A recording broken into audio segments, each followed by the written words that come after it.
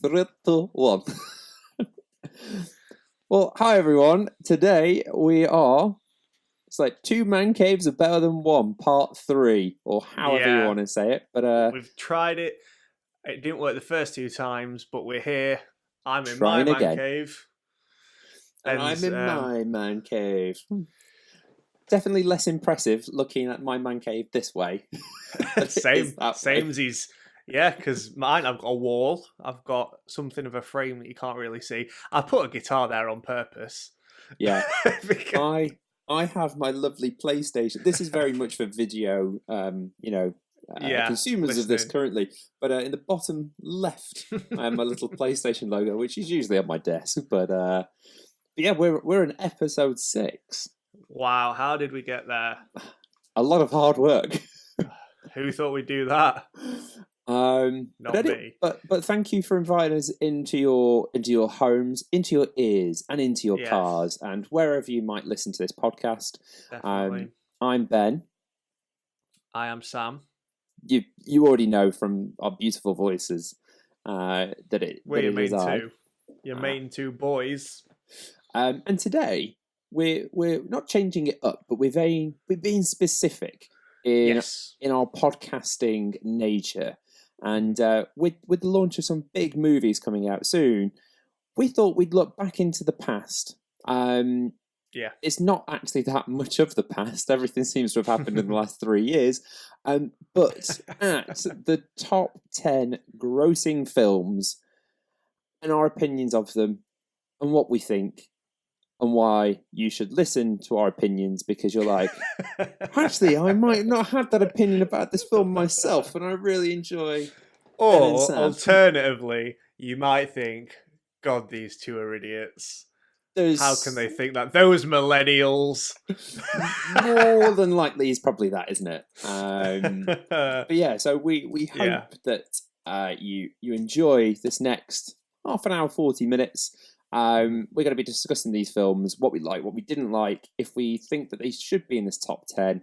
None of them should be in the top 10. So yeah, I mean, to be like really simple about it, this is the films that have made the most money ever, is what we mean by grossing films, you know. And we're not taking inflation into account because we're not that old. We've never seen, like, there's that one film and it's like, oh, this would have made 4 billion. If you're taking into account inflation. It's like, if you take inflation into anything, we'd all be millionaires. But it's kind of like, yeah. So obviously we're going to be talking about the movies again for this part of the podcast. But I think it's like, just because something is the most paid, it doesn't mean it's the best in the world. Like, you look at actors, the most high paid actors in the world. You've got like Dwayne "The Rock" Johnson, Robert Downey Jr., you know. I can't do the eyebrow. Can't do it. Like, you know, these guys aren't up for Oscars, but they get paid the dollar. Who cares? People pay to see them, so you know, maybe the Oscar people are wrong. So, we're going to delve into movies for the bulk of this podcast. So what are we going to do? Are we going to? You've got a list in front of you, and I've got a list in front of me. Because where is your list from? And don't say Wikipedia. So it's not Wikipedia. So the list. So we're filming this on Monday, the 25th of November. It will be going out on Tuesday, the 26th of November. We're quick at editing at the Mancave Podcast. So this is from Business Insider. So if you type in top 10 grossing films, this is like the one that comes up with the images in the list. So made sense. It is made by John Lynch and Travis Clark. So, you know, we'll give them credit. From July the 22nd at 7:30 p.m. exactly. So we're being specific. Now I do feel as though I did see another list which might have some films that are out currently. So this is already up for dispute, which I think is interesting, that films that are coming out now are already landing in the top 10 of all time. Well, that's a really good talking point, because, for example, as of this week, Frozen 2 has come out. Ooh, now, everyone and their kids is going to see that. Now, the thing is, Frozen isn't actually in my top 10. And neither mine. It is just outside, actually. It's 15, I think. So that is one you thought, or it still may creep in. You know, you don't know. I don't think. I mean, The Lion King is in there. Yeah, I saw The Lion King. It's not in my one. list. Yeah, it's not in my list, but it's already shot in to the top 10. And it's a remake. A live-action remake of a film that, as children, we'd all seen. But I didn't go and see the live-action remake. I was like, okay, I've seen the original, so...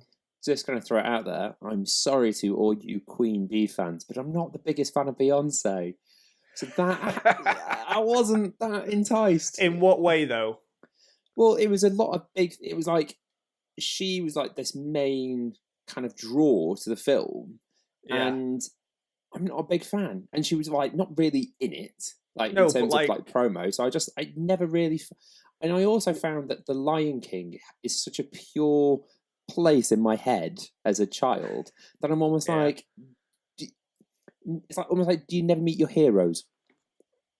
You're thinking about it too much. The Lion King. For example, though, right? So Beyonce, though, Austin Powers 3, she's great in that. I'm just not. Say what again? I'm just not a big fan. I don't like overconfident Americans. And there's her and Serena Williams. Well, I think that's funny. I think they've got James Earl Jones doing the voice of Mufasa again, I believe, which is obviously Mufasa. Luke, I am your father. Yeah. So okay, cool. So, but anyway, it's not in this list. Yeah. So no. Well, it is in mine. But sorry, Lion King. We'll digress. So what? So what I thought we could do is we got the list.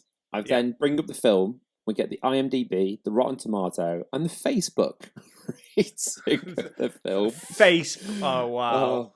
That's just what Google gives you. For some reason, it thinks that the Facebook rating is important. That's hilarious. I think because it's one of those where I've always gone off IMDb because I studied TV and film at college. That's what all the lecturers swear by, and Rotten Tomatoes is kind of like it's an amalgamation. It's the people's review. Yeah, I feel it's not the critics' review like IMDb is. So IMDb is critical. Rotten Tomato is us, the yuppies, and then I guess what we could do is find what score we give the film. Now it's been out for a while. Sure. Are we going to go 1 to 10 or 10? Let's go 10 to 1. 10 to 1. Yeah, we'll end with a biggie. So we might not have the same films here, but I'm going to kick us off. So, number 10.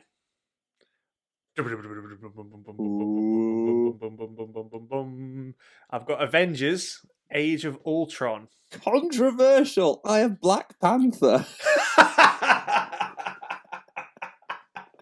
A great start to the podcast. My Avengers: Age of Ultron does come in at number 9.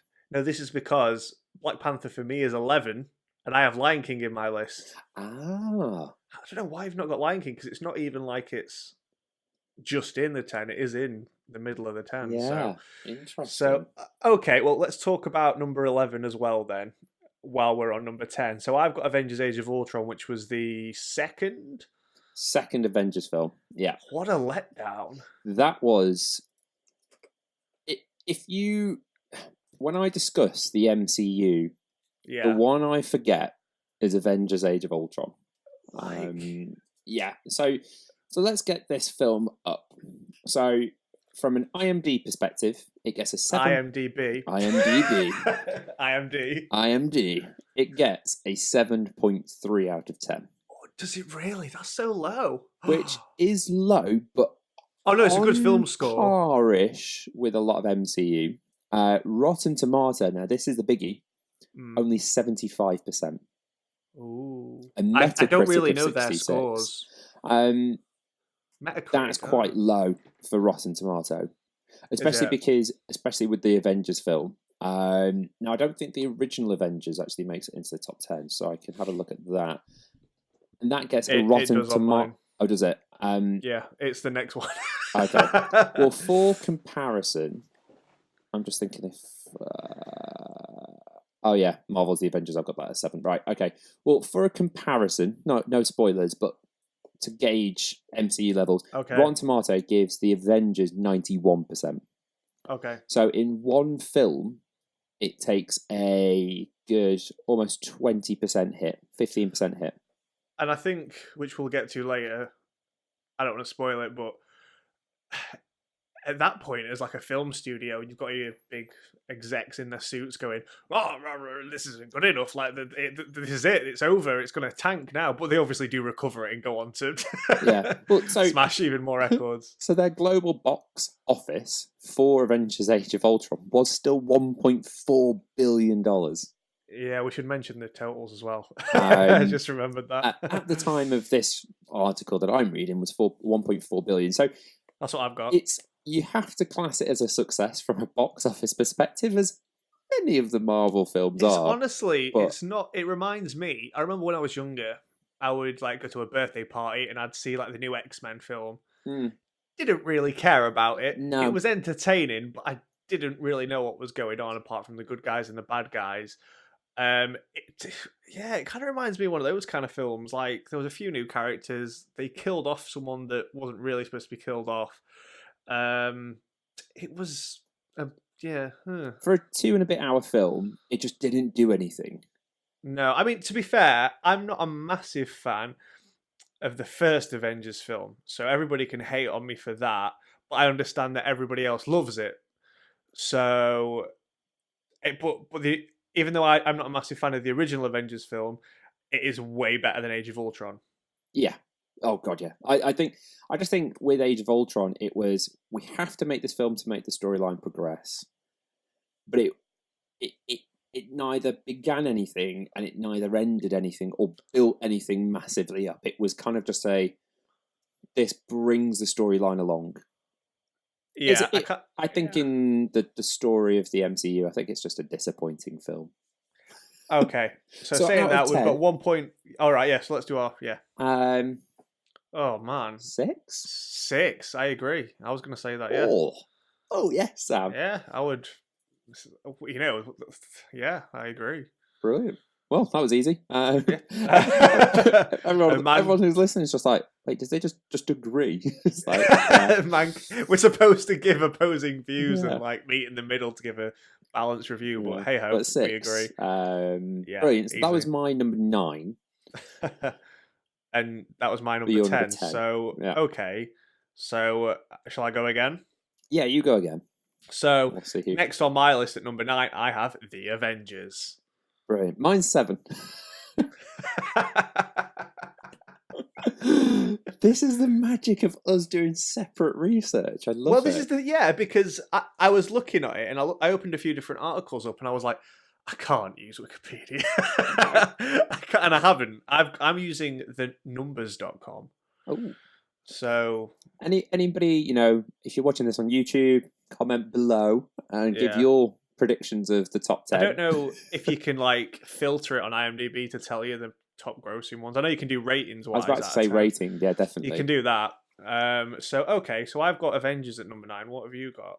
So at number 9, I have Avengers: Age of Ultron. Oh, so that's my number 9. I say my number 10 was Black Panther. Yeah, now Black Panther. So should we discuss Black Panther? Yeah, well, I think we should because it's a good film in there. Because it was a good film. I thought, not that I'd seen the story of it before. I feel like I had. There was something very familiar about the story. It's like there's a good guy and a bad guy, and they're like half brothers, and they're fighting against to be the king. It just very similar to Loki and Thor. I just feel like I've seen it. I don't know. It's just not even like Marvel. I've seen it before, kind of thing. It was a good film. It got a massive turnout, obviously, because of the whole. How do I word it in a PC?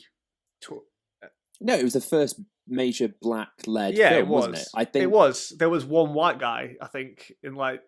Would have been Captain America. No, was Captain America in this No, one? it was his little. It was the. Arm Man.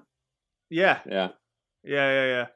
The British guy, the small mousy British guy in this film.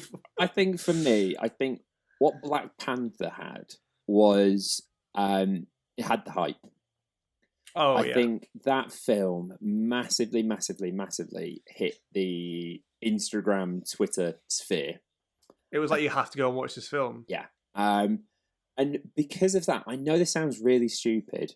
If something's too hyped, I go away from it. I almost retract to something that's got hype. So I didn't see Black Panther at the cinema. How did you not? No, I waited for it to come out on legal copies of media forms, as I watch all films. I waited for Black Panther to come out and then judged it for myself instead of it being caught up in the hype. Nice. Okay, so what? Okay, interesting. I mean, in terms of the money side of it, it got 1.3 billion. Let's see if we agree. Yes, 1.342 billion. Yeah. A scoring of IMDb of 7.3. So very much on par with critically. No. Yeah, critically. I disagree. It's 0.2 better than Age of Ultron. But this is where it changes. The Rotten Tomato is of 97%. Wowzer. I think it 4.6 out of 5 on Facebook. I think that's ridiculous. I think that did very well hitting a cultural. Well, there you go, box milestone. office level. That's what it is. And I just want to say, I know we're mainly talking about the top 10, but just behind Black Panther on my list at number 12 is Harry Potter and the Deathly Hallows. Wow. So that's good. I can't believe that because the Harry Potter films are massive. But if you look through this list, how's that not top 10? Apart from one film, two films, every single film has been released after what we're looking like 2012. Yeah, Avengers was like the oldest film. Yes. And I think Harry Potter hit an age just before these massive releases. The boom. Yeah. I agree. But then when we get to like number 3, say, no spoilers, it's kind of like, wow, that was ahead of its time. Yeah. So, okay. So where are we going to rate that movie, Black Panther? I think for what the film stands for in this modern world, I don't think you can not give it a 10. But from a film perspective, maybe like a 7.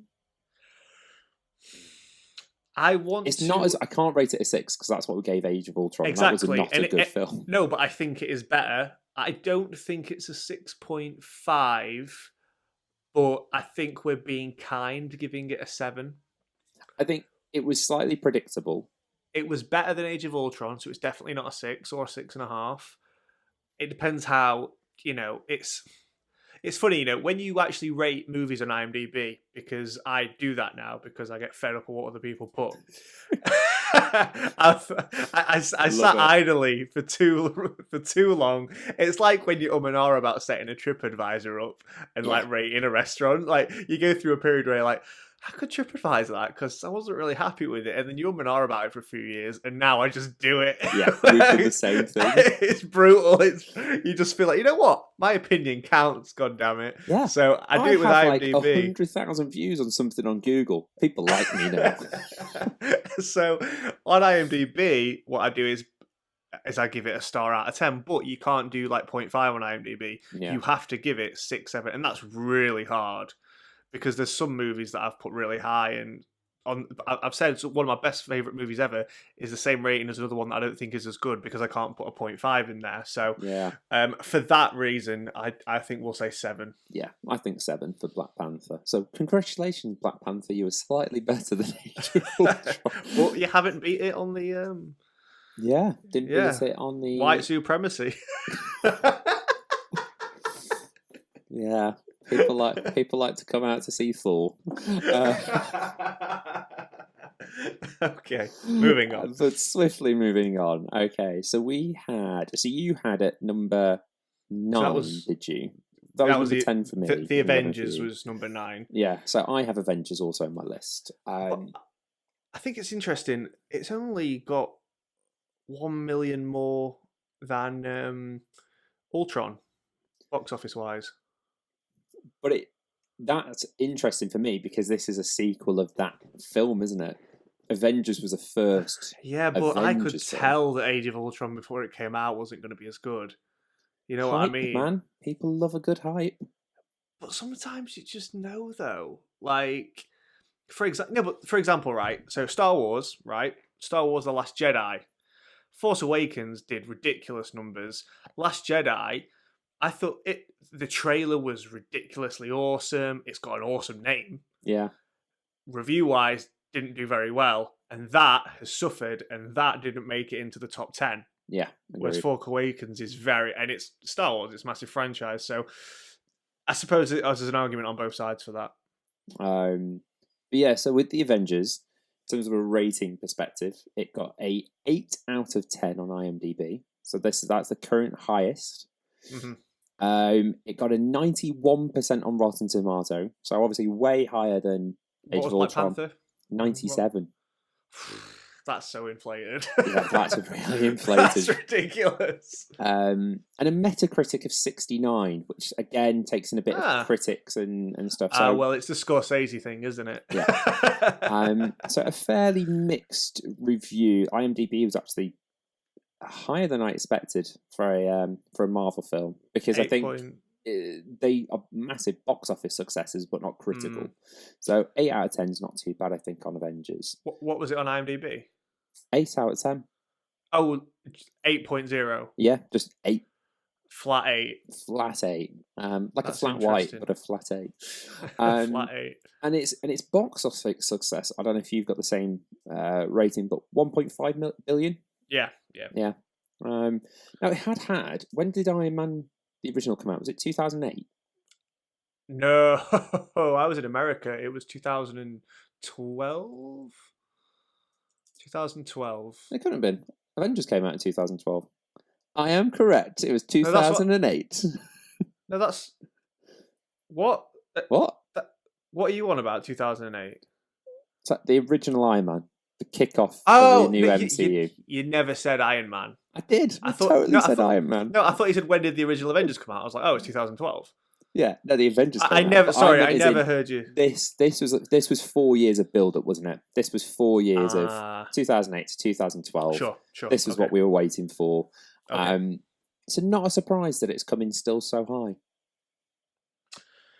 Yeah. I actually, unlike you, I actually really liked the original Avengers. I think it built the dynamics of, and I think like Thor at that point was a bit. Thor got better towards the end of this saga. Iron Man has just been good throughout. And it built the bigger story. I don't think a lot of people still didn't know what the Avengers was until this movie came out. They were like, oh, this is a thing now. Yeah. Like, this was the first, landmark of it. For me, now, my issue was I was working in America at the time at a summer camp, so I was getting no sleep. I was cut off from the outside world. And I kept seeing flashes of it here and there. Now, the first time I saw it, we were on the way back we'd been to New York outside of camp for a trip, and everybody was falling asleep on the way back from the bus. And it'd come out at the cinema, but it was a pirate copy on the bus. Yeah. So we had it on these little screens, so we couldn't appreciate the movie at all. I love Americans. And it's like when you go to Spain and they've got all the movies in the bar restaurant. But yeah, so that was my first time I saw it, and it was the battle at the end in New York City. I was like, okay, whatever, I'm falling asleep. So that's all I got of that. Then, maybe 4 weeks later, we had another trip outside of camp. Me and the other camp counselors went to, we decided to go to the cinema. Me and this girl that I was with decided to, because, all right, let's go see Avengers. It's the big movie. Yeah. What's all the hype about?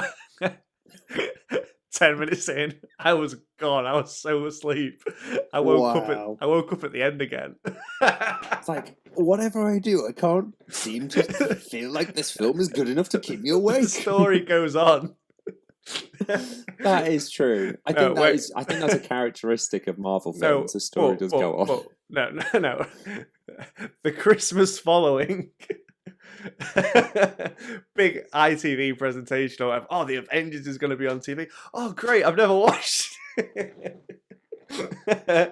After lots of turkey and beer, you know what happens next. Dozy. You pulled a Katie. You just fell asleep. So, but the thing was, brilliant. This time round, I did see the first hour, and I'd never seen the first hour before. I'd only seen the last hour.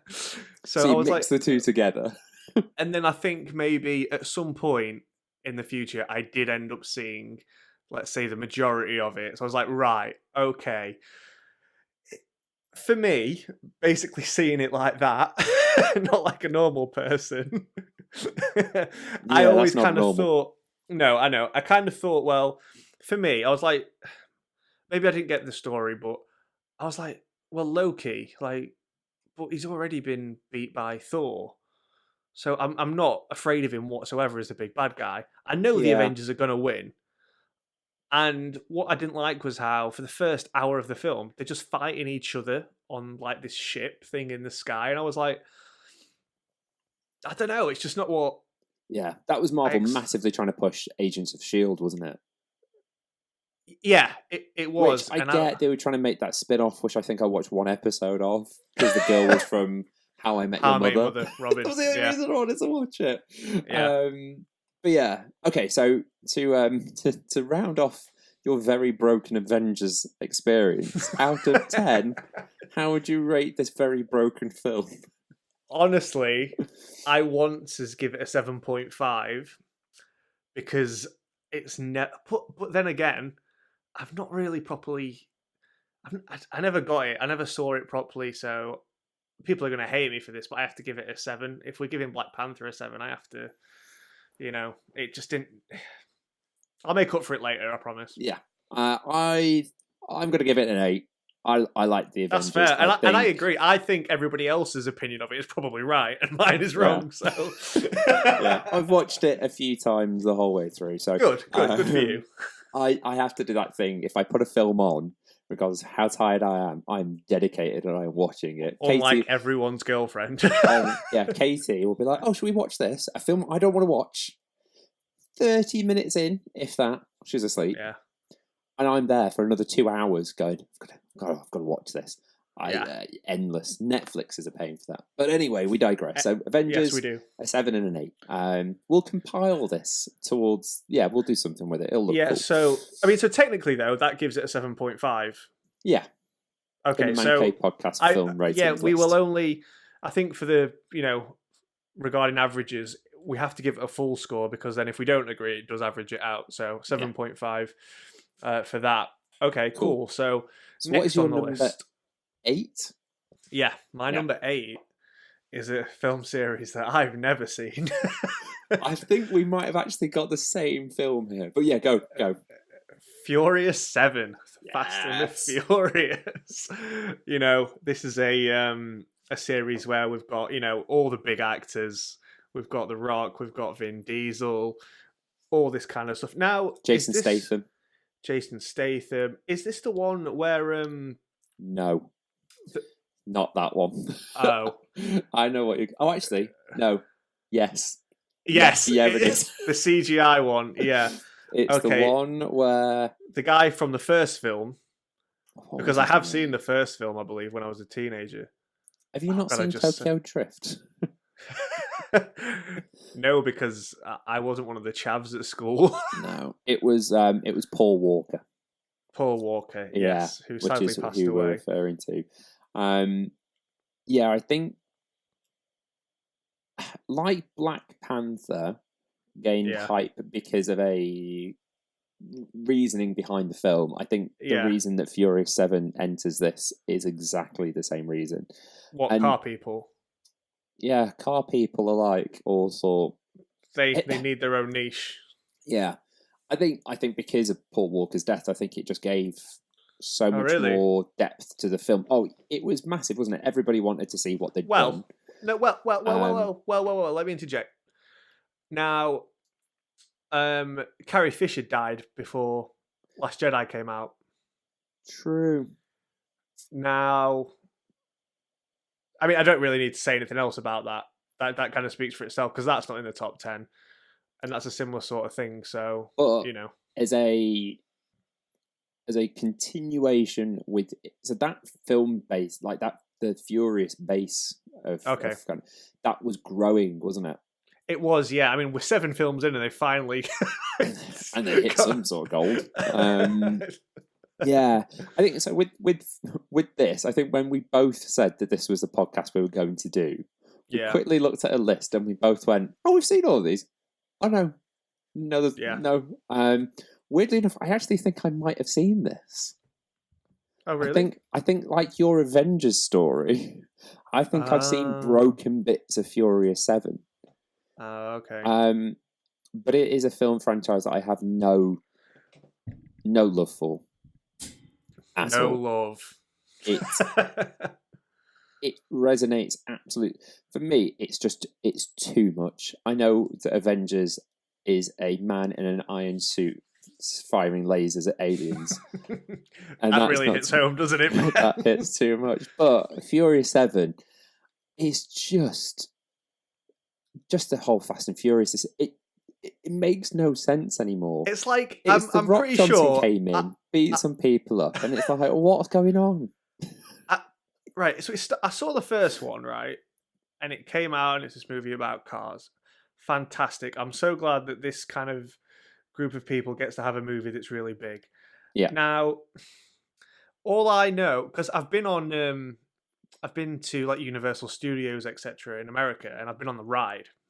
So I've got like an idea, and basically what I think it is, it's gone from being about car racing and stuff to just being about explosions and it's just an action film. It's just an action film now. Is it? And it uses cars as a vehicle, no pun intended, to drive them forward, to give it its own genre. So I can't give it a rating. I imagine if I saw the film, I'd probably give it a 5. So this is the non-official, hit me with it, critics, people who get paid to watch these things. So IMDb 7.2. Okay. So only slightly better than Age of Ultron, so we're in that sort of realm. Rotten Tomato, I thought this would have been higher, 81%. So fairly average. Yeah, it's obviously above average because average is 5. But to say that the film is the 8th best grossing film of all time, it's crazy. I guess Age of Ultron was worse and it was just behind it. I don't know. Fury 7, I think, we can't really grade it because we've not seen it. We can't. But is that also a rating in itself that we've never seen? Wasn't good enough to capture our attention. So that was my number 8 then. So that was your number 8. That was my number 8. Good, because our number 7 isn't going to be the same. No. No. Hit me with number 7. My number 7 is The Lion King. Right. The live action remake. So that is where I have the Avengers. So clearly the Avengers and Black Panther, and that's all kind of mashed up. So Lion King comes in at your 7. We've already discussed my Avengers. Have I got another film in here? No, Black Panther. So yeah. So we'll talk about Lion King. Which we already... You've talked about your love of Beyonce. Yeah. And how... You know what? I'm just not a fan, Sam. I just don't like Beyonce. I'm sorry. Liam. I know you might be listening now. I'm sorry. I'll mention you in the podcast that you have a special mention. It's quite interesting that this is like a specific hate for you, and I might want to delve into this a bit further because like I can just like take myself out of the picture here and say, you know what? I'm not a massive Beyonce fan, but at least I can just take a step backwards and go, yeah, she's obviously a very successful woman who's talented, beautiful. She's got all everything I'm not. Things going for her, and maybe there's something deeper here, Ben. Yeah, you wish that you were this sassy, great singer with a very big behind, and was proud of it. Yeah. Well, let's see. And was married to Jay-Z. Are they still married? Yeah. Yeah. I actually... The fact that you used a past tense. I was like, what? Well, no, I'll tell you why. Because I was clickbaited the other day. I was on Twitter. And it said, breaking, Beyonce and Jay-Z announced conscious uncoupling. Clicked on it, register to vote. Oh no. UK.gov. I was like, ah, no. Well, the critics for Good Lion bait. King. This is interesting. This is maybe where subconsciously I've been affected. So IMDb, Yeah. flat 7. Ooh. This is where it gets interesting. Rotten Tomato, 53%. The lowest so far. And Metacritic, 55. That's interesting. Now, surely, being a remake, you should be only able to do the story, that as it was, and improve upon it. But they changed it, didn't they? And I think that's what people didn't like. What did they do? So they changed. I think a lot of people just thought it was going to be the same script. Yeah. And then just build it from there and be live action. But it wasn't, was it? It was like they changed the jokes. I think the nostalgia that they were going to get got lost. I can kind of understand why they did, though, because well, yeah, you need your own spin. Yeah, and so because someone's going to sit in that audience and be like, "Oh, it's the same thing." Yeah, someone would have enjoyed it for being different, but the thing is, it was a classic. So to outdo something that's already, I think, can we rate like the original? Oh. Like that's. I'm gonna give it a strong 9. The original. I thought you were. I knew I was gonna get that high. And I was almost gonna do it, but because you've done it, I'm gonna go an 8. But I thought. No, only because I think 8.5 is a fair score for it. Yeah. Because when we go down the list and stuff, it'll, I don't want it to run away with it. So it is one of the greatest films of all time. Yeah. 100%. Yeah. Yeah, I can 100% understand why you would give it a 9. So I would give it an 8 and then we'll land at 8.5. So yeah, that's The Lion King, which came in at your number 7. Yes. So number 6. Let's see if we catch up with each other at this point. Okay, interesting. I have Jurassic World. Yes, internet. Yeah, I've got that as well. 2015's Jurassic World. Again, though. What are your thoughts on this? Not an amazing film. Like, when I walked out the cinema, I thought it was great. And then slowly, as I began to peel the onion, as you have your meal, and you go, "Oh yeah, maybe it wasn't as good as I remember." And the thing is with these Hollywood blockbusters is they take you on a roller coaster ride, to quote Scorsese, and it's all crash bang wallop. Like, for example, when I saw Endgame at the cinema, I was like, that might be the best film I've ever seen. Yeah. Then when it came out on DVD and I watched it back, I was like, oh, you know what? It's nowhere near as good as I remember. I actually watched this fairly recently. Right. Okay. It was on. I've not seen the sequel. It was on Sky Cinema, and I think we watched the sequel straight after because we enjoyed this so much. Okay. Now I don't know whether there's a bit of a cross. Both me and Katie both absolutely love. I've completely You've lost your train of thought. Guardians of the Galaxy. Oh my god. That is one of the films of our generation. It came out of nowhere. They should do more films like that. I just want to watch that and that. So yeah. I think the whole Chris Pratt, that's it. I agree. He boomed. Yeah. He boomed.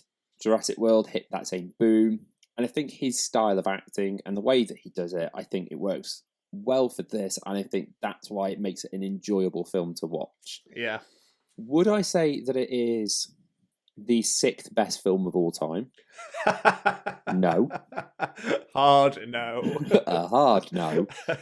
But I do get where it lands. Like Lion King has hit that chord and is hit into the top 10. Jurassic World, it's hit that nostalgia hit. I'd be happy with, right? Now, I'm just checking my movies of all time list, and I'm going as far as 50 right now because we could talk all day if we did the top 50. But if the original Jurassic Park was number 6 on this list, I would be like, fair enough. Yeah. Like that is one of the greatest blockbuster films of all time. Because it came out when it did and nowadays and all the rest of it, it's not going to be that high on the list. But Steven Spielberg, just iconic cinema, the ba-bum, ba-bum on the, it's just must go faster. It's just, so I can understand why it is where it is on the list, 100%. We've got 1.6 billion. Yeah, 1.6 billion. A rating perspective, IMDb is 7. Flat 7 again. They're liking their flat 7s on these. Metacritic of 59, and the one that we're comparing quite a lot with the fans is 72%. Okay, that's so interesting. Just above Age of Ultron. Obviously, I love how that's the barometer. It's like, Age of are you better or worse than Age of Ultron? Well, they came out in the same year, Ben. Yeah. I would say Jurassic World is better. Oh yeah, 100%. It's a good film. It's a all right. Let's imagine it's Christmas Day.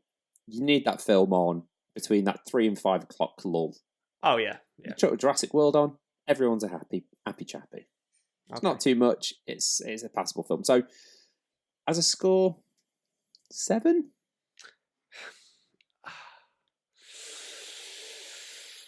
I feel like we should have put Age of Ultron at a 5. I know. Helped us because if I give, what did we give Age of Ultron? A 6. A 6, yeah. But we gave Black Panther a 7. Yeah. I can't give this the same rating as Black Panther. Can I? Or do you think it's better than Black Panther? The listeners are thinking I'm going to be predictable here, and they think I'm going to give it a 6, so we get a 6.5. But I want to take myself out of the equation a bit, and I think I gave Avengers a 7. I'm gonna give it a 7. I like when I walked out the cinema. I liked it. It's only afterwards that I've thought it should be a 6.5. Downgraded it. Yeah. So that's a 7. 7 for Jurassic World at number 6. Great. Interesting. We've only had one film so far that's higher than, like an 8, right? Yeah. Telling. Yeah. Interesting. So, with that let's see said, if it gets better. Yeah. Number 5. Avengers Infinity War? Correct. Yes. By the way, I also want the Thunderbirds countdown whenever we say a number on this list. 5, 4. We can now. We're in the top 5. Everyone's like, I thought this was half an hour. You'll just have to listen to it multiple times. Yeah. Yes, number 5. Infinity War. 100%. This was so good. It was such a good film. This is actually giving me the feels. I've just remembered how good it was. Yeah, goosebumps almost. Not entirely goosebumps. But it was one of them when you walked out the cinema and you were like, oh my God. I was so angry. I was like, this was... I think my girlfriend cries out. I think what they did so brilliantly with this, for 15, 18 movies. Yeah. Good guy, bad guy, good guy wins. Yeah.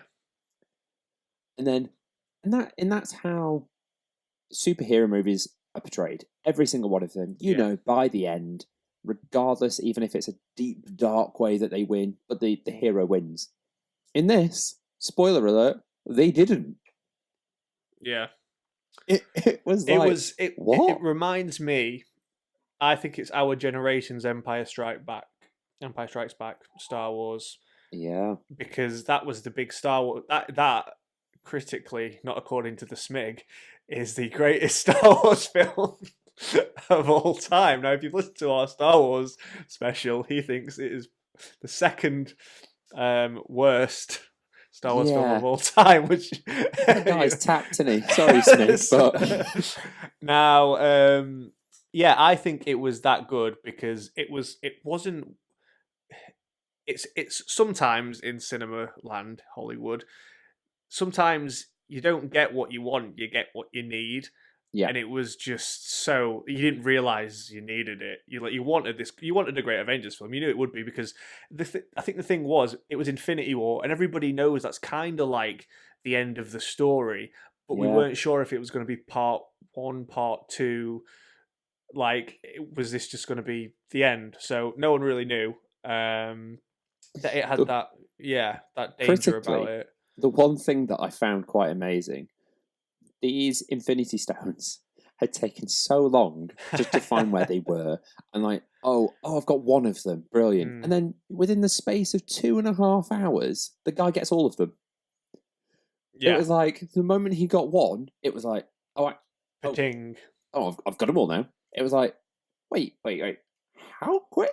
The stars aligned pretty well. But yeah, so in terms of the numbers, this guy hit some. Thanos hit some clatter bangers with this. Yeah, 2 billion. 2 billion at the box office. IMDb of 8.5, which is one of the highest I think we've had so far. Rotten Tomato of 85, so pretty much exactly the same score, and a Metacritic of 68. But I think getting an IMDb score of 8.5, that's unreal. Very good. Maybe because of what we've just discussed. It was I'm against intrigued. The conventional norms. I'm intrigued to see. Obviously, there's another Avengers film coming. What that rate's like on the scale of IMDb and stuff. But it was a really good film. It's so difficult now with the whole how a Hollywood movie can be that critically acclaimed, because it's kind of like Endgame. When I watched it back on DVD, Infinity War, I was like, it's not the same as in the cinema. Oh yeah, the atmosphere of the cinema is. Yeah, when you've got the IMAX and the booms and the crashes and it's like, it's just something else. But you come round to mine with the sound bar and not loud. Our 2-minute tech discusses why you need a sound bar. But maybe it's the home studio effect I've not got. But it kind of, when you just watch it, I mean, it's kind of like, maybe this is kind of out of, maybe no, this comparison will work. In music, the best songs in the world, if you strip them back to a guitar or piano, they will, you could take a Katy Perry song, and if you strip it back to a guitar or piano and it's still a good song, then it is, it's a good song, no matter what you think. Yeah. And it's intriguing to see how many pop songs you can do that with. Now, with films, what I'm trying to say is that you could, I've put Infinity War on to my PS4 or whatever. I've loaded it up on Blu-ray because I don't buy anything else because I'm a snob. And Blu-ray all the way. All the bells and whistles of watching it in an IMAX weren't there for me, and it did take away a bit of the magic. So I still think 8.5 is an amazing score. But again, it kind of lost its magic after. I feel like we could come up with a good compromise here. Interesting. If I went with a 9... Oh, you're not going to... Blockbuster Ben. I do love a good blockbuster. Absolutely love them. I think I left that film buzzing. Like, I remember the walk I did back, as well. I did. And I think that, for me, still translates to DVD. Maybe not as much. That's why it's not a 10. But I'm going to go 9. And if you go 8, that's 8.5. No, and we're the same as IMDb. No, because, right, you're saying The Lion King, one of the most classic films that families just, think of the story of The Lion King. It's like, it's a family story. Everyone can relate to it. Infinity War, it's not relatable at all. You've got a billionaire. You've got Spider-Man. You've got Thor, this and mythological... you've got a purple chin man. What's not relatable about those three combined? I can't, for the life of me, put Infinity War in the same bag as Lion King. So I'll get you later. So I'm going to go for an 8. Just let me go for an 8. I will give it an 8 because we'll you've go come with down. I'll come down. Okay, so this next film, if we've got the same list now,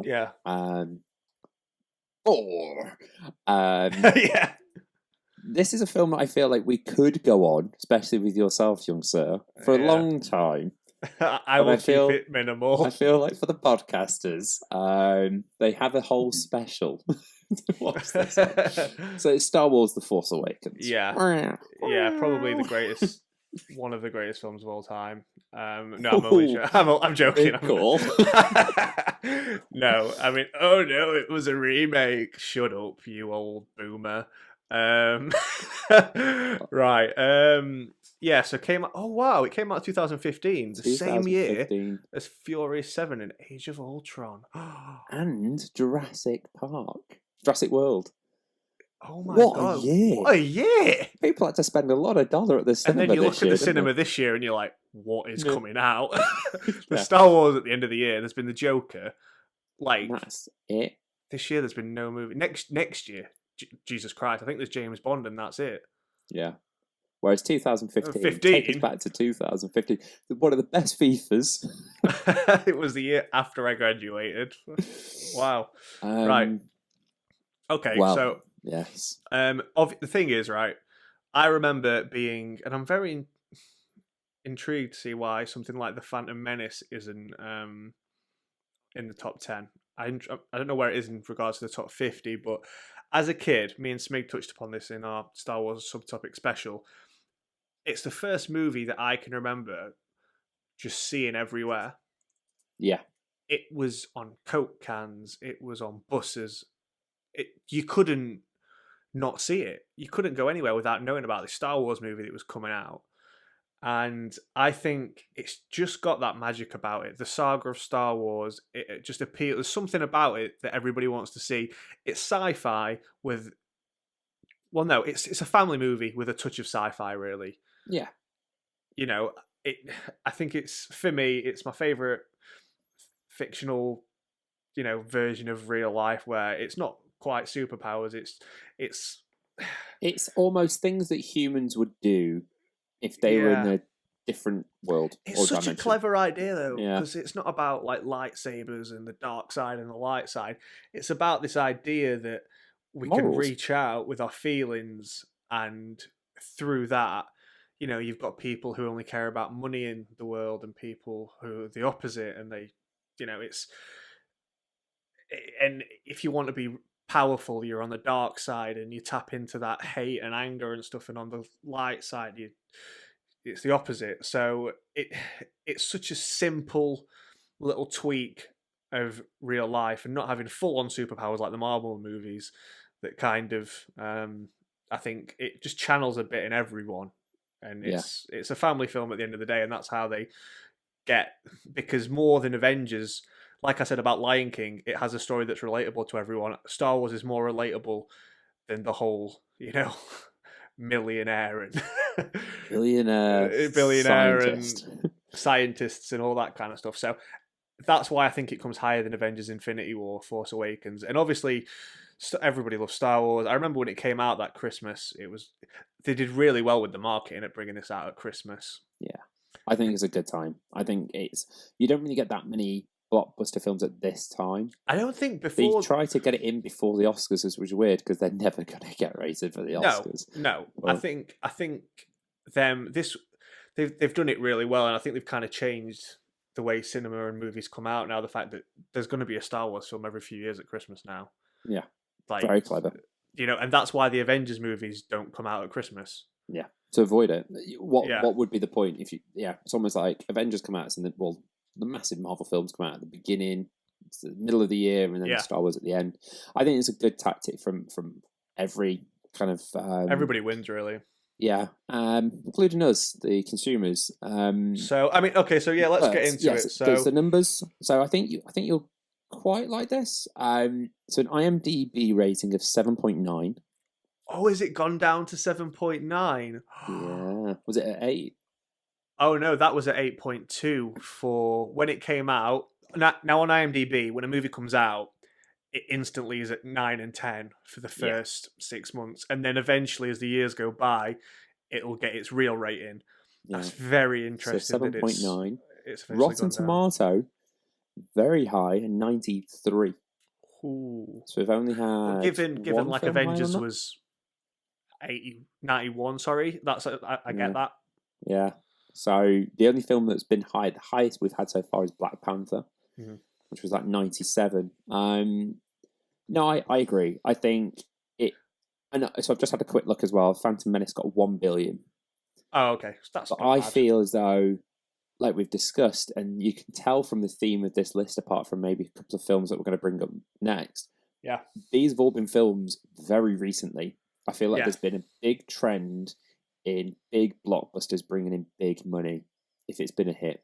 And I think this Star Wars it had the base layer of, yeah, I think it added, and I think, I agree. I think it's a good film. What it Very good film. did well. I mean, obviously I'm biased and stuff like that. J.J. Abrams did a really good job of giving all these. It was such a good first film for the new trilogy because it had all this stuff happening in it where it's like, oh, but what does that mean and what does this mean? But then you don't follow up on it, which is why The Last Jedi didn't, get in the top 10 itself. I'm very intrigued to see where The Rise of Skywalker goes. I feel as though if they get their act together, yeah, I think they'll do better. I feel like there's a lot more hype. It should do better than Force Awakens, but I think because of The Last Jedi, it won't, and I think it might be around the 7 mark. Do you know what? I'm going to throw it out there. I think that in terms of the money, I think this has been a good year for Star Wars. The Mandalorian. Oh, Baby Yoda has come at the right time. You've got that, which is bringing the hype. But then you've also, I know it sounds stupid, but I think the gaming community is big into films. And I think this last game has been quite a good critical success. Yeah. And I think that leading them with a good film, I think the two married up together, I think that's going to be quite a big hit. Okay, I'm going to throw it out there. That's my prediction. We could bring it up. So we've got 2 billion for this, but a bit more than Avengers: Infinity War, which was also 2 billion. Yeah, very close. You're literally talking 20 million in it. Yeah, it's the Star Wars saga is the only. Oh no, actually, did I see Avengers twice? I thought about seeing Avengers twice. I almost did. In another world, we probably would have seen it again. I remember after we walked out of Endgame, we were like, "Oh, we should come back and see that next week." Yeah.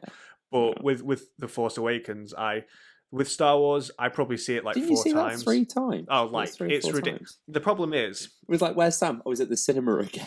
It's because no, but this is it though. It brings like families together because, like, me and my dad would sit and watch Star Wars films if we had nothing to do. So, like, I don't just see it with my girlfriend. I have to see it with my dad. I have to then because you see it with Smig.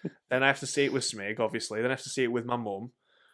And before you know it, I've seen it with like 4 different people. And you've just loved it every time. Because, well, Star Wars.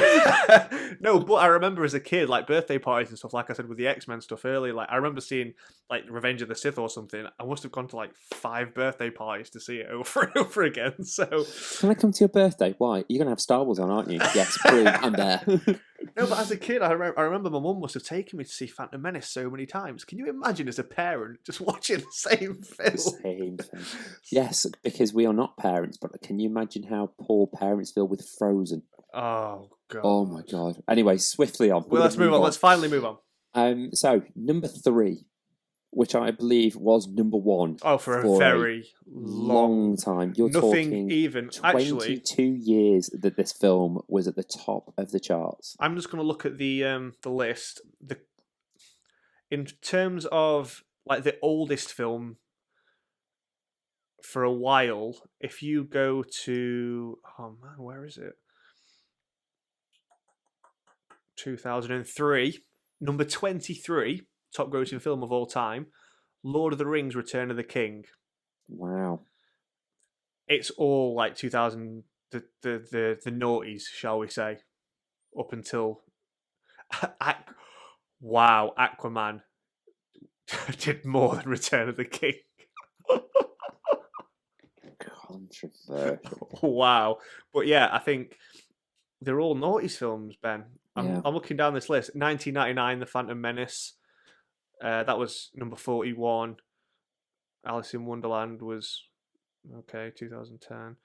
2001, The Philosopher's Stone. The original Lion King, 94. There's not many films here. No. This was a film, I think, that defined a generation. Oh, it did. It clearly tapped into... Now, obviously, we were 4 years old when this film I came remember out. my parents having to get a babysitter. Yeah. I feel like this was definitely a film... Yeah, it's not a film for our generation. In terms of a boom, we've obviously all watched it. Everybody, clearly in the world, has seen this film. Yeah. In the Western civilization. I maybe. think it's the biggest sort of romance film of all time. Yeah, hands down. Because I think if you look through our top 10, you've got a bit of everything. You've got superheroes, you've got dinosaurs, you've got cars. And guns. Yeah. But no love story. And here we are. So number 3, we have Titanic. 3. Yeah, Titanic. I don't feel like we can add much to the discussion. My dreams, I feel you. Oh no, that's the wrong way around. I see you, I feel you. Anyway, sorry, I interrupted you. Yeah, I think you'd see them first, then you'd feel them. I feel you. But yeah, so this came out in 1997. We were little tiddlers at the time. Everyone and their grandma must have seen this. Yeah, it made a staggering $2.18 billion. 1997. In 1997. We didn't have money in 1997. How did they capture $2 billion of it? In 1997, the biggest thing on television was Stone Cold versus The Rock. Exactly. like on the polar opposites. I've obviously watched this film a couple of times. Yeah. Katie's obviously a fan. I think what it did, I think it tapped into a market. Most of these films, let's be honest, are very, very much tapped a male audience. I agree. This is the first one that's to a totally different female audience. demographic. This got the female demographic, and it got them going with their partners. It got them just going with their girlfriends. Yeah.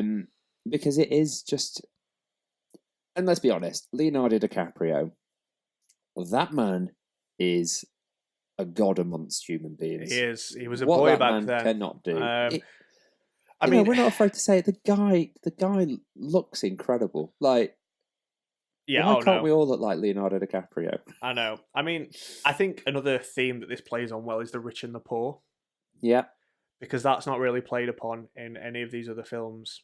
No, I'm looking at the list. Not at all.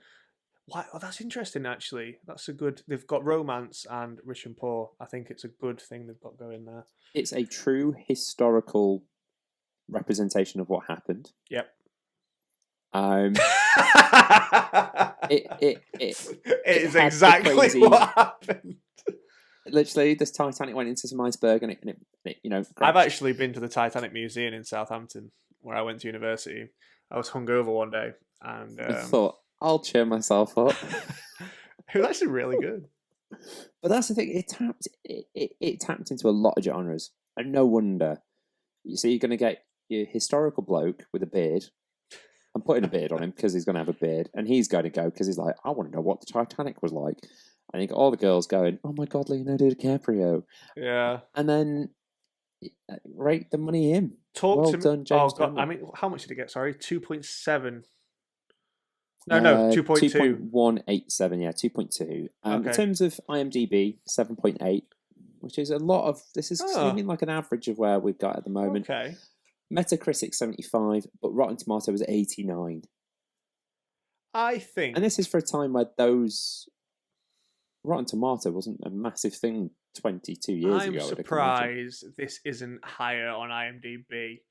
I think I'm going to give it higher. This is a bit of a surprise one for me, and it's not one of my favorite films. I don't watch it all the time. I've probably seen it a handful ever, no more than 5 times. I think I should give it an 8. I agree. You think like how many big romantic films can you say, oh, that one's my favorite? And they're usually very, very scripted and predictable.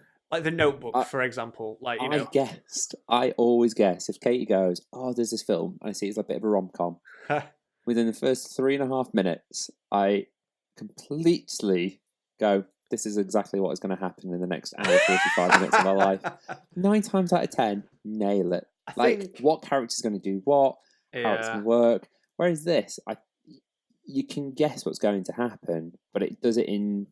It has a much. I think the rich and the poor thing. I think it just adds depth and layers. So I mean, yeah, an 8 out of 10. Yeah, I mean, I'm glad we agree. I think I kind of have to look at someone else's point of view from this one because it's not a very male orientated. It's not a guy thing to do to like a Titanic film, is it? So, I think I'm trying to think of the best rom-coms ever. Like, I think I really personally have always liked When Harry Met Sally because the dialogue throughout that film is brilliant. The back and forth banter that they have all the way through. It's like a film that anyone can watch. Yeah. It's not just and it's not your Hollywood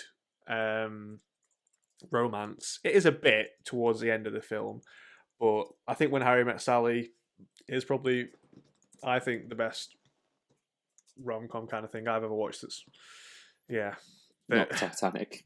Yeah, I mean, I don't watch romance films. I'm a guy. Yeah. So let's go to another film of the same bloke. Wow. At number 2. This is crazy right now. This film. The film that was on top for so long. For 10 years, exactly. This film was made to be everything it was. It was like, we're going to release a film. You know what? It's James Cameron, right? Oh, yeah. Oh, it's number 2. Do you know what he does? Yeah, it's Avatar, right? He sits at home with his notepad and he puts the kettle on and he goes, right, do you know what, Ben? I'm going to write a blockbuster and it's going to be the biggest box office film of all. He's like, I'm going to go beat my other film. I feel like beating Titanic today. What shall I do today? Oh, let's go beat Titanic. And I'm going to do it with the worst named element in the periodic table. Unobtainium. Ooh. Because that's what it's called in the film. The thing that it's the most classic story of all time in Avatar. You've got the big bad army who want to deforest eyes and take the land, and they need their unobtainium. And so God help them if these local indigenous tribes people get in their way. Tapping into some uncouth market there. So yeah, it's a very time tested, told story. It screamed blockbuster. I thought what was interesting was it didn't have a cast that was box office. No. You've got Sigourney Weaver, but the guy was kind of... do you know what? It's annoying me. Yeah. I'm sure there's an interesting story about how they cast the guy, and I forgot it now. But the bad guy's been in films before.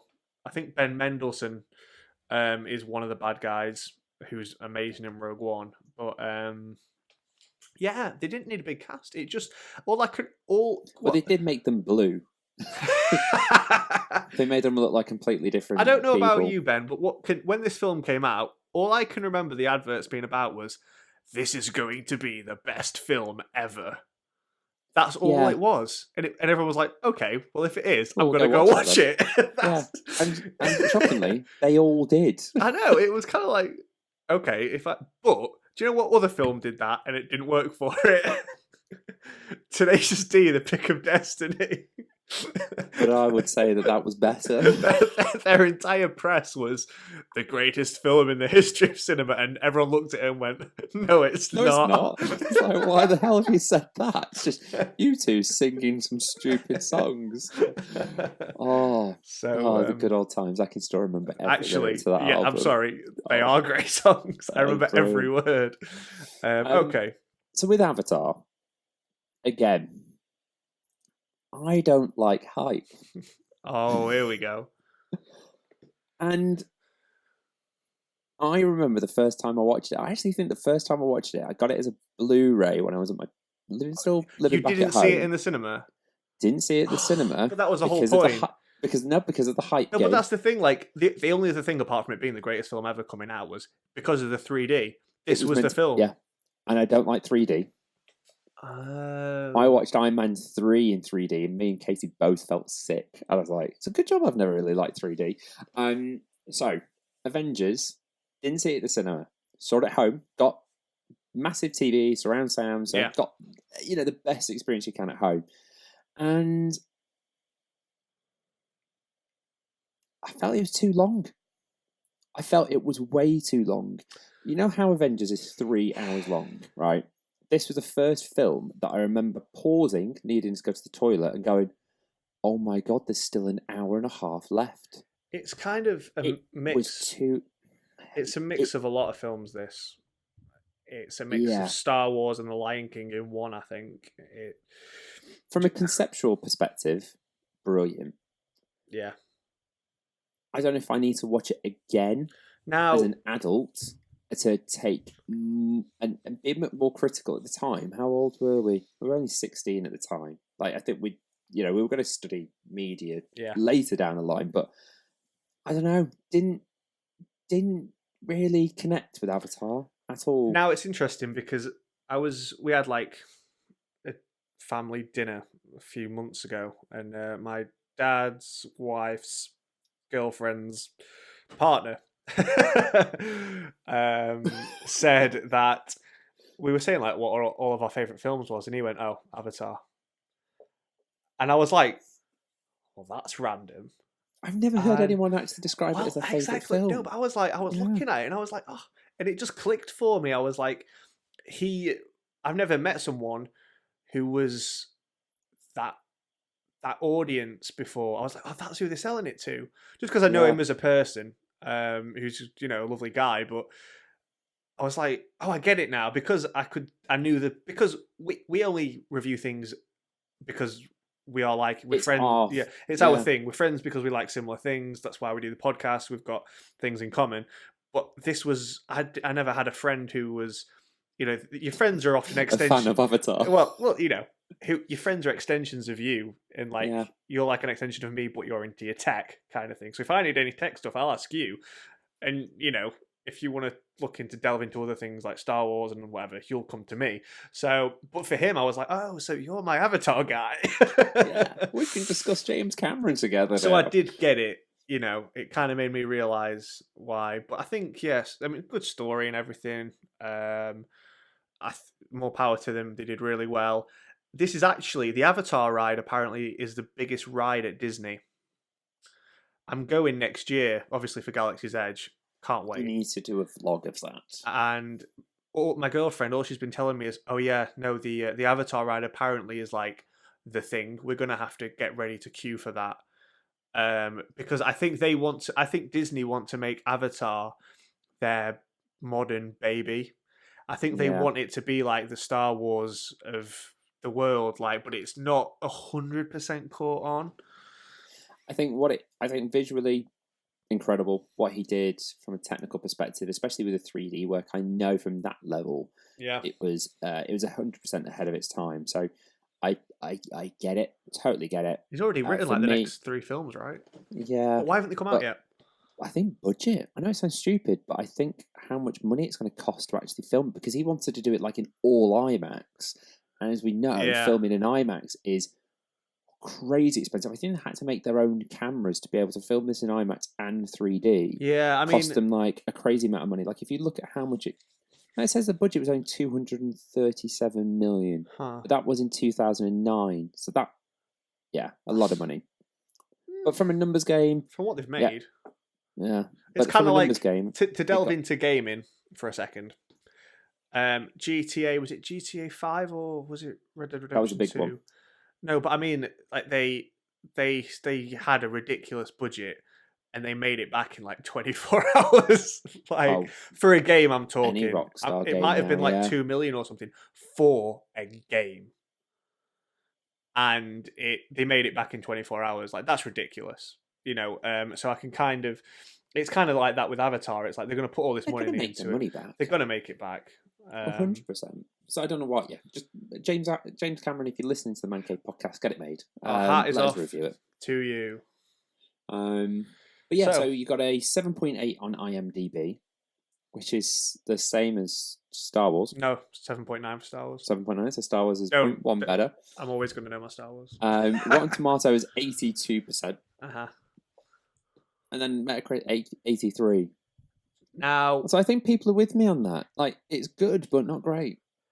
do you know what I think? Now, this is interesting because we're going to use the Ultron scale.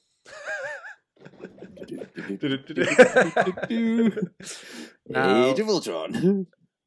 I feel like we need to give this a 7.5.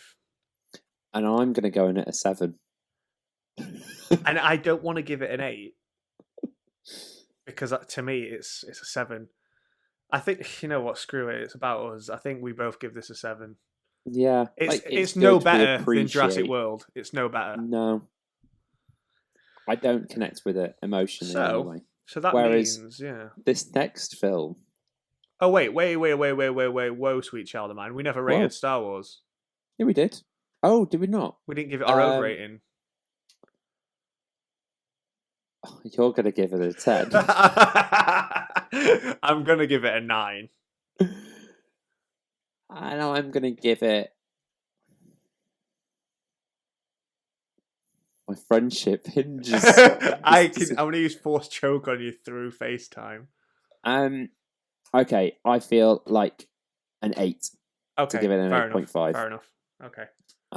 Brilliant. Well, this has all been leading to this moment, which I didn't think we thought was going to take this long. The numero uno. But the best and the most imported film of all time, apparently. Highest grossing film now of all time, as it was advertised. Avengers Endgame. Dun, dun, dun. Of a 2 point... Might as well, at the time, it's probably almost 3 billion, I can imagine. But yeah, 2.8 billion. I've got 2.79 billion. Well, this is it. It's only 6 million more than Avatar. I think at the time they did it, it was probably just because Avengers made it past it. Okay. So it'd be close, won't it? Cool. I think it's gone past it quite a lot now. Yeah. Let's talk numbers to start with, because there are some good ones. Avengers Endgame gets an 8.5 from IMDb, which is the same as Infinity War. It gets a 94% from Rotten Tomato, which is the highest apart from Black Panther, and a 78% on Metacritic. What did it get on IMDb? 8.5. That is going to get worse in a few years. I think you've ruined it by watching it too much. No, I've watched it twice. It came out this year. Bearing in mind what I said with the other IMDb ratings, films depreciate in rating over time, and they'll get like the Star Wars rating. That was, I'm pretty sure, was like an 8.2, 8.5 when it came out, and it's drifted to a 7.9. So this might be getting lingering towards the bottom of 8. Yeah, eventually. But I think right. What was better, Infinity War or Endgame? Endgame. That scene at the end, I don't cry very often. Oh, did Ben cry? And I don't cry at the cinema, but I cried at the cinema. I cried so much, and I couldn't understand why. And actually, I cried. Me and my girlfriend cried at home so much when we watched it again on DVD. Literally, do you know why? This is a recurring theme. Because Endgame does what none of the other Avengers films... Well, this is... People are probably listening to this and they probably thought, actually, Sam, no, you're wrong about saying it's not like a family film and it's relatable, because they do have relatable things. You've got Tony Stark and his dad, for example. And there are... Yeah. But this was the film that did it better than all the other ones. Oh, it found a way to mash everything together in such a perfect form, in the most Avengers and most Marvel way. But I think it tapped that nerve of, it just ended so many things so beautifully. Yeah, and I think that's why. I think the hype of it as well. They did well bringing out Infinity War in 2018 to bring this out only 1 year later, so it's already catching up on the hype of its own success. Yeah. And then I think what they did so well, which I've never seen anyone do before, don't tell anybody. It was like, let people go and watch it. Yeah. Don't spoil it for people. And I think that gave its own hype of, why would you not say something? It's Yeah. like it was that intrigue of, I need to go and see that because I don't want someone to ruin Well, it. that's why I'm seeing the last Star Wars film with Smig at Yeah. midnight, because he will spoil it for me if I don't see it at Oh. the same time as him. I think it rode on the perfect marketing wave. I think because of how the other one ended as well, the fact that it was, everyone's half of everybody is dead. But I want to say though, happens? What was really good about it was the fact that it wasn't a predictable everybody came back to life scenario. Everybody thought at the end of Infinity War, oh my god, everyone's dead. But then after 2 minutes of sobbing your heart out, you thought, oh, it's a film. Yeah, they'll come back. Now, it wasn't in a blatantly obvious way. It was kind of clever the way they did it and everything. I thought, I mean, I know they did. Some people don't like the time travel side of it. They thought that was a bit of a cop out. Gimmicky. Yeah, I can understand that, but it did. Because it kind of, now we know that that's possible in that universe. So why isn't it going to? Why not use it? Why not continue to use it in all the other films? It kind of kills it, to be honest. Now we know that time travel's possible in the Avengers thing, but yeah, Thanos died in the first 5 minutes. No one saw that coming. That was awesome. And the way that because it was then so long until he got, spoiler alert, comes back, you almost go 2 hours thinking, oh, they're fixing things. And then it's like, you have this sudden twist of, oh, no. At the end, I'm not joking, at the end, when they're all running away with the glove, like Spider-Man, Black Panther, and Thanos gets it in his hand again, I legitimately went, oh no, not again. Like, out loud in the cinema, it had me hook, line, and sinker. Even though it's a film and you know the good guys are going to win, I genuinely thought he was going to snap his fingers again. I mean, he did, and it didn't work. But like, oh God, all of the feels. For me, as a blockbuster fan, this blockbuster Ben.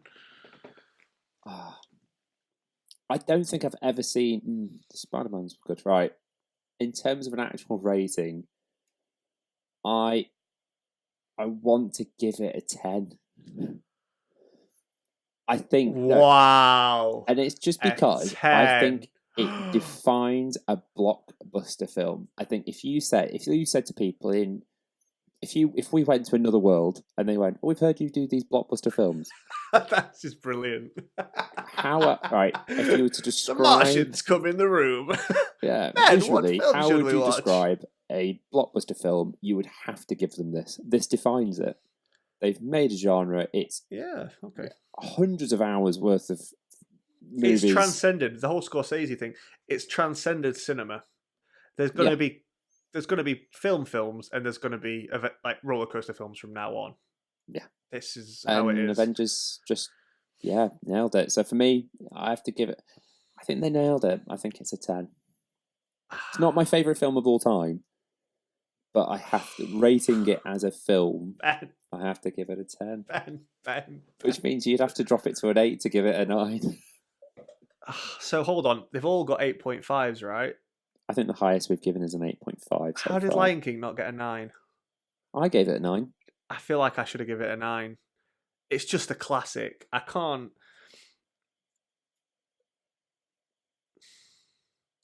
So I have to give it an 8.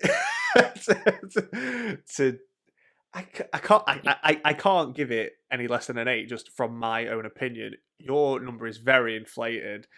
Fair enough.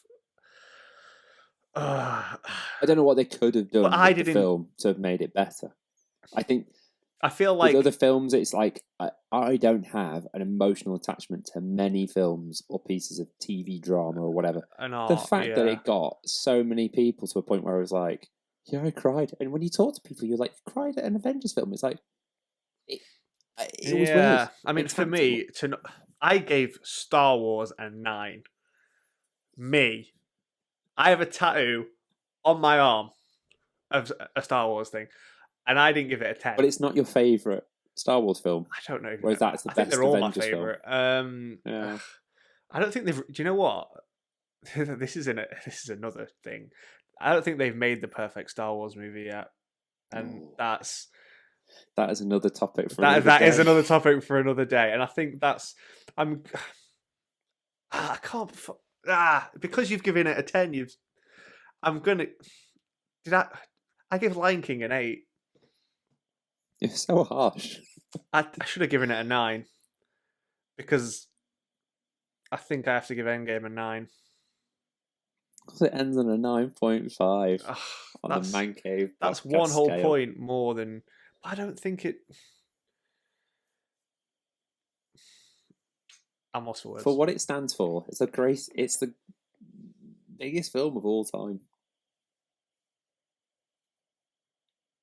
That stands for something apart from Avatar, which got a 7, which is bang average apparently.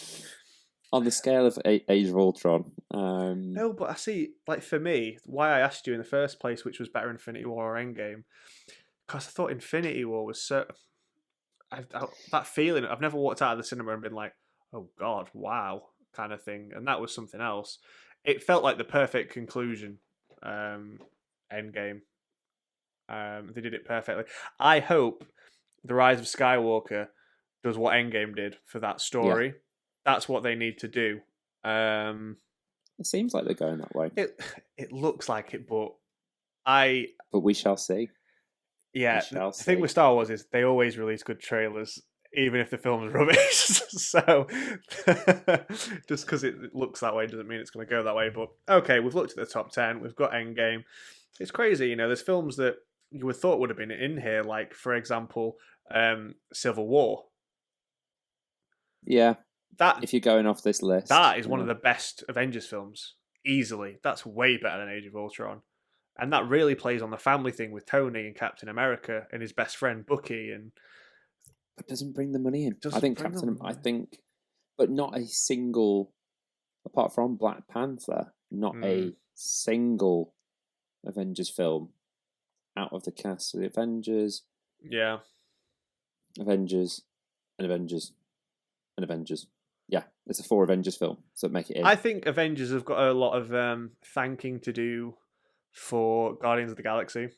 Yeah. Because Infinity War, a lot of people probably would have walked in and been like, oh, who are these guys? I think... And they made me, the Guardians of the Galaxy, because obviously after the second Guardians film, there was no more Guardians films for obvious reasons. It was like, well, I have to see the Avengers film now if I want to see the Guardians guys. Yeah. So a lot of that is actually Guardians as well, I think. And I don't know if you noticed, but I feel like a lot of the films after Guardians got wrote in the way of Guardians. They did. They changed because they changed. Oh, it struck gold here. Look at Thor. Yeah. Look at Thor. It's the same comedy. Oh, Thor flipped from the first 2 okay to being actually some of their best work. Yeah, because they tried to adhere to the comic books, and then they realised that people actually like this comedy side of Thor, and it's all Chris Hemsworth, just being himself, kind of thing. So yeah, okay, cool. Well, we've looked at the top 10. I think this has been a great little another delve into something else that we can talk about, which is movies. I think we should probably what we should do next time when we talk about movies in a few podcast time or something is talk about our personal favourite movies. Oh. That could get controversial. And we're probably going to have to do a top 10 and not a top 5. Because I think so. But anyway, we really hope. Well, I know this is going to be spread over. Listening to this, you're probably not going to listen to this for the continuation of this. But we hope you've enjoyed the journey of our thoughts behind the top 10 grossing films of all time. Like you say, I think this is a great topic that we clearly both love and have. Fairly similar and differing opinions. Mm-hmm. And to all of you at home, subscribe to whatever platform you've seen us on. And if you've enjoyed it, let us know. If there's anything we can work on, let us know. Just talk to us. We're just wanting to be loved and talked to. Even if the comments, those guys suck. That's fine. We'll just delete it. Just if it's not constructive, it's gone. Be specific and be critical, but I think a brilliant podcast. I can't wait to actually listen to this back. That should be fun. Yeah. I've been Ben. I've been Sam. And wherever you will find us, you'll find us in the man cave. Yes, we will see you in the man cave, guys. Thank you very much. Thank you very much.